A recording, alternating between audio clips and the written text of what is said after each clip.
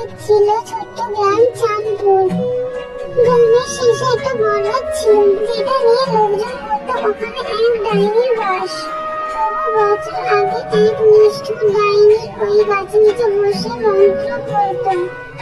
সেই গ্রামে ভয় দেখাতো, বাচ্চাদের দুঃস্বপ্ন দিত।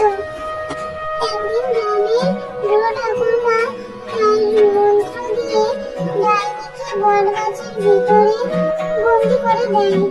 গ্রামবাসীরা হাঁপ ছেড়ে বাঁচে, কিন্তু শর্ত ছিল গাছের পাতা যদি রাতে কেউ নাড়ায় তবে কেউ কাছে যাবে না।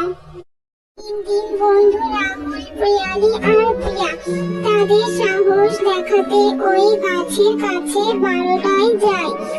হঠাৎ ঝড় ওঠে, গাছের পাতা তীব্র শব্দে নাড়তে থাকে।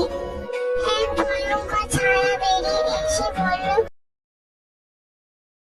তোমরা কেন আমার ভাঙালে? তারা ভয়ে কাঁপতে কাঁপতে বলল, আমরা ক্ষমা করে এসেছি। ডাইনি চোখ দুটো আগুনের মতো জ্বলছিল, কিন্তু হঠাৎই প্রিয়ালি ঠাকুরমার পুরনো রক্ষা মন্ত্র মুখস্থ করে বলে ওঠে।